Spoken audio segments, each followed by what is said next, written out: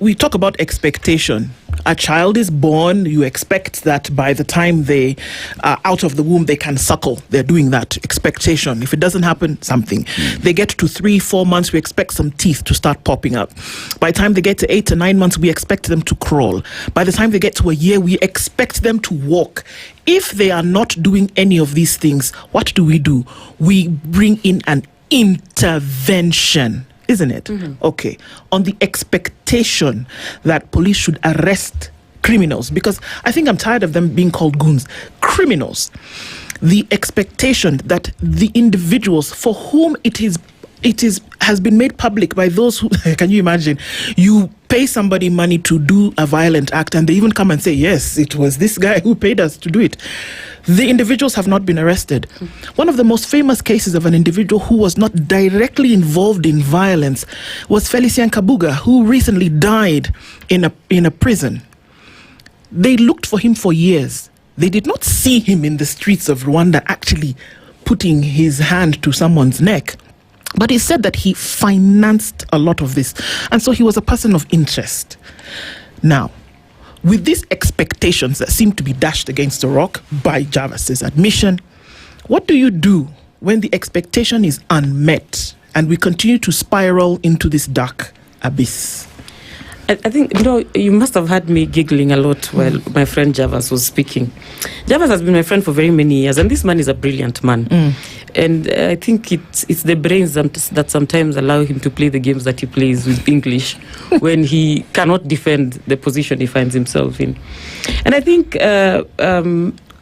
the beauty of it is that he, possibly because of his foundation, he struggles to depart truly from the truth. So he must find a way to pivot around the truth even as he's running away from it. The question of who is responsible for arresting is not a question Kenyans are asking.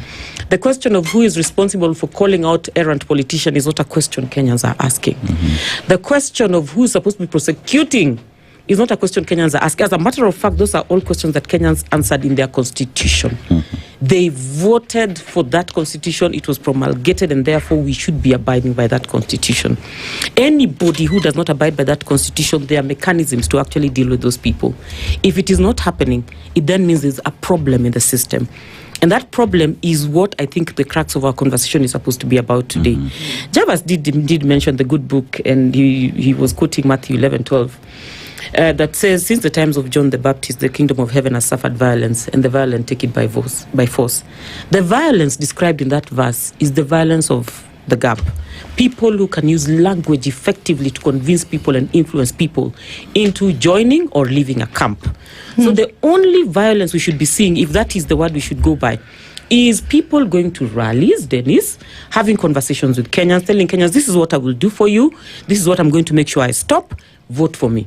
That is the only violence we should be seeing. Unfortunately, we are seeing different forms of violence and people sponsoring the procurement of different kinds of weapons to be used to intimidate people on the ground. The fact that we have politicians making pronouncements and the National Cohesion and Integrity Commission has not summoned any of them to go and answer is an indictment on the commission. The fact that we have policemen on the same side, and I'm glad that there are images to support this, on the same side as goons. Javas will not tell you, but I'll tell you this without fear or prejudice, that the state is definitely involved. There is no way the police can be on the same side as people who are brandishing weapons unless they're together with them. We've seen the media sometimes even falling in the hands of the police just because they were in the wrong place sometimes. So it is impossible for you to be around them with a weapon and they don't know you. That one is for sure. As a matter of fact, if you ask some of the people who live in the informal settlements in Nairobi, they will tell you that a young man will be arrested for loitering. You could very easily be released after that arrest. But if you're found with a weapon, a knife, a penknife, whatever it is, you're going to be locked up. They know it themselves. So if you can be locked up for having a penknife in Nairobi, what is it that is acceptable about you having a bow and arrow in Kisumu? For the record, my people, Dennis, the Luos, don't use bows and arrows. They don't. You were saying this earlier. They do not. So if you see them with bows and arrows, it definitely means these have been supplied by a different force. I'm not saying they could not be Luos. They could be. But then those weapons have been supplied by somebody else, and that person did not take time enough to think and cover their plan effectively by making sure that the weapons in their hands are the ones they use. You all know, my people, the Luos, are Mawe people. We are so good with the Mawe, we don't need to use anything else to send a projectile. So for me, we must speak to the matter on the table. The state has observed, let me not call it the state, the government has observed that it is not popular. The citizens have been demanding for the government to do certain things, and they are not willing to do those things. And so they have decided that they're going to manufacture opposition for the... Does this make sense?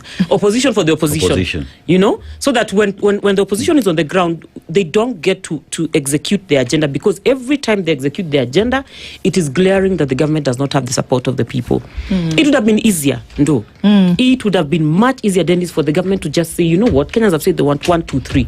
Can we promise this and then tell them this one we cannot do because we need these kinds of resources and we don't have them available, and start working? Even Kenyans would understand that there's goodwill. For now, for as long as the government continues to operate as if they don't have the means to arrest people, they're not even able to call each other to order for the things that they're not doing. Indeed, we have discussed in this very studio that when IEBC is conducting elections, they sit with ORPP in the same room. They sit with tertiary education institutions and other education institutions to confirm the qualification of candidates. They sit with the police. They sit with every single agency responsible for elections, including the judiciary, to discuss matters elections, so that they can look at the entire continuum of elections, all the way to disciplinary and to the point where it gets to litigation in court, to discuss what happens when things go wrong. So the IEBC does not even need to beg the police to arrest. Surely. They just need to announce, and we need to know that they have publicly asked the police to arrest. Then we'll go back to the IG and say, why haven't you arrested? And the IEBC has asked you to arrest. Have you seen any action from anybody?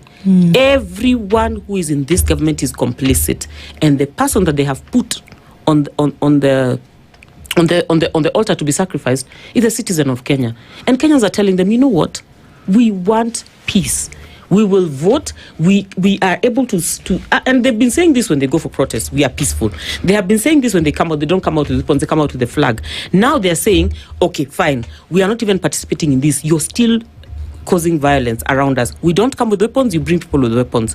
So somebody's not listening to Kenyans, and they have decided they will manufacture popularity by ensuring that they make the opposition look like it's unpopular. Unfortunately, this is the age when data speaks louder than any other action that you take. And so they can't manufacture this. We must ask ourselves the question of, what do you do with individuals who cannot serve their purposes? If the president is serious about safety in this country and protection of the citizens, he should get the people in that Ministry of Interior to go home. This is an indictment on a man who has gone through political leadership programs where he even signed covenants to be faithful to the Constitution. Murkomen went through the political leadership and governance program. You sign a covenant at the end of the training that you will be faithful as a leader when you get elected. Murkomen is a man who campaigned in a very, very volatile area. And as a matter of fact, there was a period when he was in trouble because there were conflicts in his area. The group, the alumni of that class were the ones who were campaigning for him on the ground and protecting him. Today, he has forgotten, and he's now participating in politicking around the questions of peace in this country. This is irresponsible of this government. But beyond irresponsible, it is a sign of extreme incompetence. Because if they do not know what is going to shake the ground under their feet, then I'm certain that they do not know what they are bargaining for with this game that they are playing. And I suspect, I dare say, that they actually don't know where the line is drawn on this. If you hand over a good constitution to people who did not believe in it, to people who did not even believe in the processes that Craig La, Kofi Annan, etc. were working on, then this is the result that you get. Unfortunately, we even find ourselves on the Kofi Annan Index for 2026-2027, recently published, and it's basically saying that Kenya has a high possibility of having violence. That at 81.4%, and moderate violence 75.4%. Number 12 after